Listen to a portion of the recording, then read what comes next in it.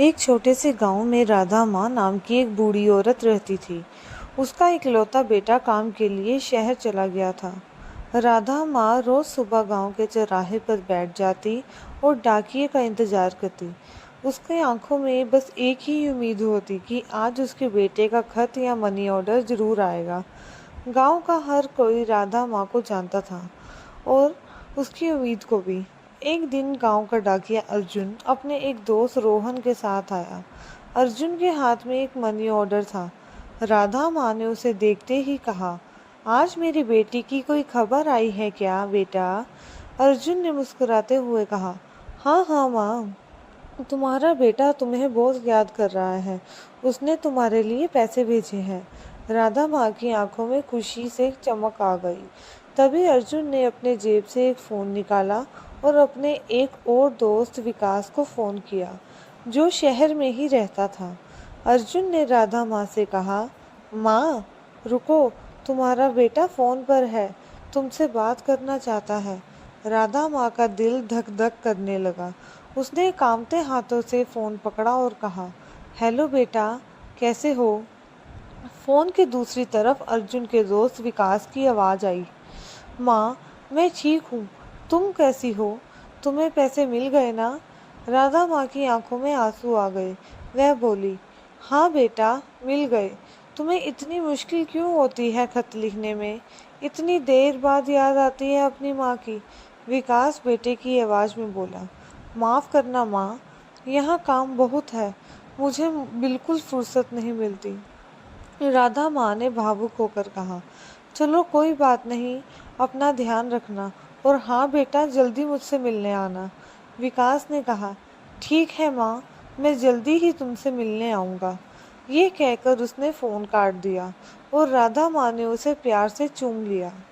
जब वे दोनों वहाँ से चले गए तो रोहन ने अर्जुन से पूछा, तुम ये क्या कर रहे थे? ये सब क्या था?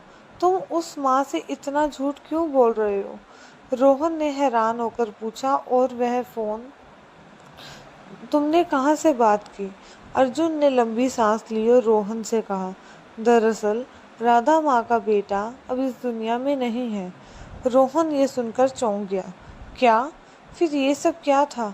अर्जुन ने धीरे से समझाया, अगर मैंने उन्हें ये बता दिया कि उनके बेटे की मौत हो चुकी है, तो उस माँ का क्या होगा? उसका तो कोई सहारा भी नहीं है। उसका दिल टूट जाएगा।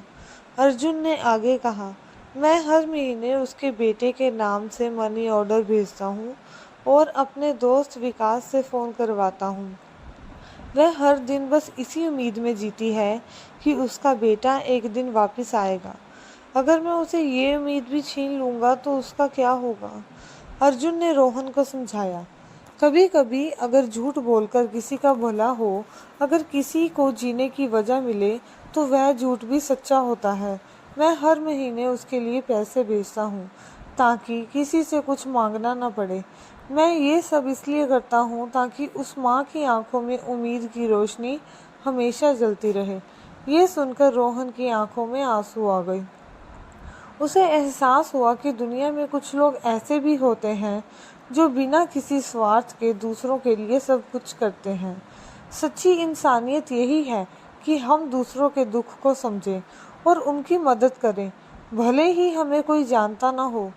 उम्मीद एक ऐसी चीज़ है जो हमें सबसे मुश्किल हालातों में भी जीने की वजह देती है।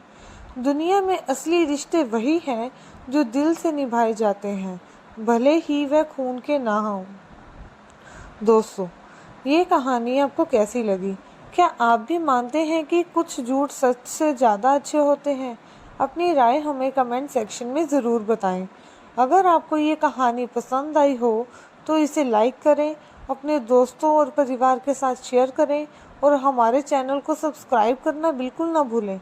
हम आपके लिए ऐसी ही और भी प्रेरणादायक और दिल छू लेने वाली कहानियाँ लाते रहेंगे।